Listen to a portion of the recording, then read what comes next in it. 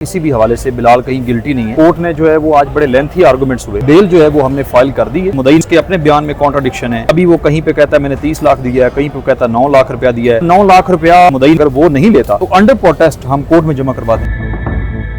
मियां Bilal advocate के case के हवाले से आज उनकी पेशी थी और हम इस वक्त जो है वो डिस्ट्रिक्ट कोर्ट में मौजूद हैं। क्या समाअत हुई, रिमार्क्स क्या दिए गए, इस हवाले से जानने के लिए आज हमारे साथ सीनियर कानूनदार नासिर चौहान साहब हमारे साथ मौजूद हैं, उनसे जानते हैं। नासिर साहब, सबसे पहले तो ये बताइएगा कि क्या समाअत में क्या बातें सामने आई, रिमार्क्स क्या दिए गए हैं जज साहब की तरफ से। ये बताइएगा कि उन्हें जो है वो 7 दिन का रिमांड दिया गया था। पहले तो 5 दिन का रिमांड दिया गया, उसके बाद से 2 दिन मजीद जो है वो रिमांड जिस्मानी रिमांड के लिए कहा गया।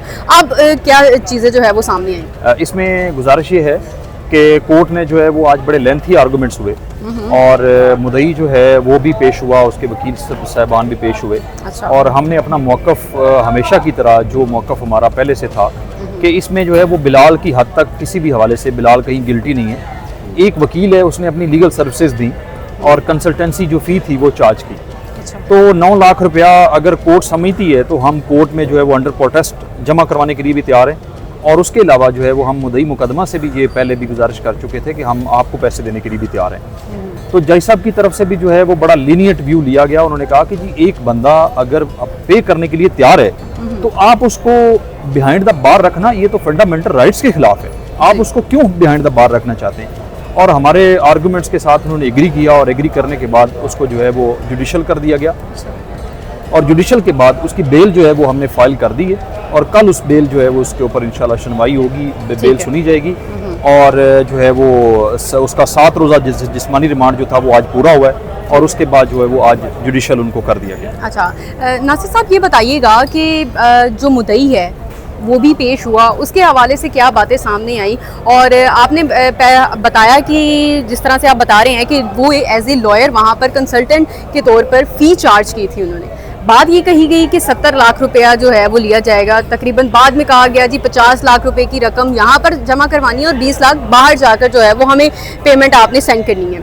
अब जो आपका मुदई है अली रज़ा साहब, उन्होंने बहुत सी इंटरव्यूज़ में ये बात सामने लेकर आए हैं और उन्होंने ये कहा है कि बिलाल साहब की जो सिस्टर हैं उन्होंने हमारे साथ बैठकर टेबल टॉक की है और उसमें ये बात वाज़िया की है कि आप जो है जितने पैसे लेना चाहते हैं आप ले लें।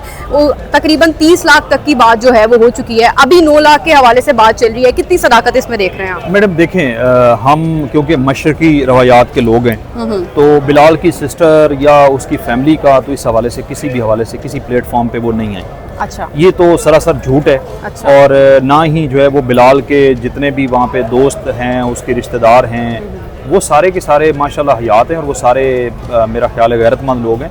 इस मैटर में फैमिलीज़ को ना हम लाते हैं ना हम लाए हैं और वो जितनी भी बातें कर रहे हैं वो मेरा ख्याल है बेबुनियाद बातें हैं। अगली बात ये रही कि हाँ, हमने ये कहा था कि आपका जो क्लेम बनता है वो क्लेम आप साबित करें और वो ले लें, तो वो साबित नहीं कर सका। वो उसने अपने जो गवाह के बयान है उसमें कॉन्ट्राडिक्शन है, उसके अपने बयान में कॉन्ट्राडिक्शन है। कभी वो कहीं पे कहता है मैंने 30 लाख दिया है, कहीं पे कहता है 9 लाख रुपया दिया है। उससे पहले जो है वो 2 दफ़ा उसने एप्लीकेशंस दी। उसने 22 से 22B की पिटीशन की जो कि खारिज हुई, वो हमारे पास उसका रिकॉर्ड मौजूद है। अच्छा। और इसमें एक और चीज़ बड़ी जो है वो मैं आपके प्लेटफॉर्म से नाजरीन के लिए रख देता हूँ। ठीक है। कि बिलाल के साथ एक को अक्यूज़ है, नईम उनका नाम है। नईम साहब। तो नईम जो है उसके जो है वो बेसिकली जो एग्रीमेंट था वो नईम का और अली रज़ा का था। ये तो एक विटनेस के तौर पे या एक ऑफिस यूज़ हुआ बिलाल का, कंसल्टेंसी ऑफिस है तो वो यूज़ हुआ। सेकेंडली उसमें ये चीज़ थी कि बिलाल ने उस मुदई के खिलाफ ऑलरेडी 1 करोड़ 20 लाख रुपए की FIR करवाई, जिसमें वो 3 महीने जो है वो जेल गुजार के आया। मुदई ये जो को अक्यूज है बिलाल के साथ। तो बिलाल का तो ऑलरेडी उसके साथ तनाज़ा चल रहा है। बिलाल ने उससे पैसे लेने, वो बिलाल के साथ भी फ्रॉड कर गया, इधर भी उसने फ्रॉड कमिट किया, वो उल्टा जो है वो बिलाल के ऊपर आ गया। और बिलाल वो 9 लाख की हद तक वो देने के लिए हमने कोर्ट में भी अभी भी बात की है, हम कल भी बात करेंगे। हम पहले दिन से ये बात कर रहे हैं कि वो 9 लाख रुपया हम देने के लिए तैयार हैं। ठीक है। नासिर साहब, मेरा नेक्स्ट सवाल ये है कि जिस तरह से आप बता रहे हैं कि वो एज ए लॉयर हैं और लॉयर होकर उन्होंने अपना काम किया। इसी तरह से हमारा भी ये सवाल है कि वो एज ए लॉयर वीडियोस की प्रमोशन करते हैं और बताती हैं कि आप आएँ कंसल्टेंट के तौर पर हमारे साथ जो है वो रब्ता करें, आपको वीज़े फराहम किए जाएंगे, ये सब चीज़ें वीडियो बनाकर लोगों को जो है वो बताया जाता है। लेकिन वो खुद ही उन्हें जो है वो इस चीज़ का एहसास नहीं था, या वो ये चीज़ नहीं जानते थे कि जिनके साथ मेरा कॉन्ट्रैक्ट हुआ है वो लोग जो मेरे साथ भी जो है वो गलत काम कर जाएंगे। हाँ बिल्कुल ऐसा होता है, क्योंकि बेसिकली ये जो सोशल मीडिया की दुनिया है वो दुनिया बड़ी डिफरेंट होती है। आप किसी को उसके जो है वो अपीयरेंस से नहीं शनाख्त कर सकते कि वो कौन है, उसका बैकग्राउंड क्या है। बिलाल को भी ये लगा होगा कि वो बंदे ठीक हैं, उसके इसी वजह से उसने उसको मिलवाया, उनके साथ एग्रीमेंट करवाया। एग्रीमेंट के बाद जो है वो जब ये फ्रॉड हुआ तो पहली FIR जो है वो बिलाल ने अपनी मुद्दत में उसके खिलाफ करवाई और उसमें वो जेल भी रह के आया, जैसे मैंने पहले गुजारिश की। तो उसके बाद जैसे ये फ्रॉड कमिट हुआ तो बिलाल ने उनको भी ये ऑफ़र की थी कि हम आपको जो है वो हर तरह से फैसिलिटेट करने के लिए तैयार हैं। अच्छा नासिर साहब, मुद्दई के मुताबिक ये कहा जा रहा है कि बिलाल साहब ने कुरान पाक पर हाथ रख कर जो है वो हमसे कसम खाई थी और कहा था कि आपको 25 दिसंबर को बाहर भेज दिया जाएगा। उसके बावजूद जो है वो मेरा ये काम नहीं हो सका, ये तमाम तर मामला चलते रहे। तो इसमें इस तरह की चीज़ों को सामने लाना, आप किस तरह से इसको देखते हैं? मैडम देखें, मेरी बिलाल से भी बात हुई और मैंने उससे ये सारी बातें वेरीफाई की जो उसने अपने इंटरव्यूज़ में अलर्ज की हैं।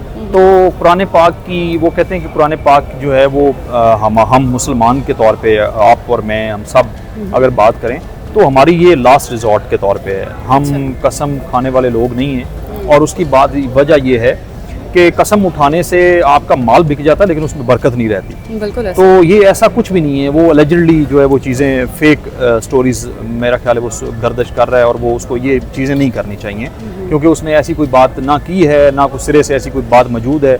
और झूठ के तो सर पैर होते नहीं, जैसे केस में वो झूठ में साबित अपना नहीं कर सका, तो इसी तरह ये भी चीज़ें हैं तो वो साबित नहीं है। सही है। नासिर साहब, मेरा लास्ट सवाल है वो ये है कि समाअत के हवाले से जुडिशल कर दिया जाएगा और उनकी जो है वो ज़मानत भी हो जाएगी। तो जिस तरह से डकी बाई के केस के हवाले से हम लोग देखते हैं कि जुआ ऐप की प्रमोशन के हवाले से उनको जो है वो जेल जाना पड़ा और 100 दिन तक वो जेल रहे थे तकरीबन। और अगर दूसरी जानिब बिलाल साहब का भी देखा जाए तो वो ऐसी प्रमोशन वीडियोज़ बनाकर लोगों को ड्रैप करने की कोशिश की जा रही थी। तो क्या इसमें किसी किस्म की कोई मुमासलत नज़र आती है? नहीं, ऐसा कुछ नहीं है। देखें, बिलाल एक लॉ फर्म चला रहे हैं और वो बहुत बड़ी लॉ फर्म चला रहे हैं जिसमें कुछ 70-80 लोग हैं उसके साथ काम करने वाले, और वो पूरे पंजाब में उसकी जो पूरे पंजाब में लॉ फर्म और उसके केसेस वो करता है, पाकिस्तान में वो करता है। तो उसने प्रमोशन जुआ ऐप्स की ना तो करेगा क्योंकि वो लॉ नोइंग है, उसको पता है कि जो है वो गलत क्या है और ठीक क्या है। और उसके बाद दूसरी बात ये रही कि वो उसने जो वीज़ा के हवाले से प्रमोशन की, तो वो मैं हमेशा कह रहा हूँ कि आपकी जो फेम होती है ना, पॉपुलैरिटी, उसकी कोई कीमत होती है। तो वो कीमत जो है वो आप ये कह लें कि उसने कीमत भी चुकाई है, उसने उसका सदका भी निकला है, उसके जिस्म का भी, उसके पैसों का भी। और 9 लाख रुपया, 9 लाख की प्रमोशन थी ना, 9 लाख की प्रमोशन थी, तो वो उसको जो है वो पे करने के लिए तैयार है। वो कल हम कोर्ट में उसको जो है वो सरेंडर भी कर देंगे अंडर प्रोटेस्ट। अगर मुद्दई नहीं लेता तो हम उसको जमा करवा देंगे कोर्ट में। तो ये एक कानूनी तरीकाकार है जो मैंने आपके सामने रखा है कि अगर वो नहीं लेता तो अंडर प्रोटेस्ट हम कोर्ट में जमा करवा देंगे।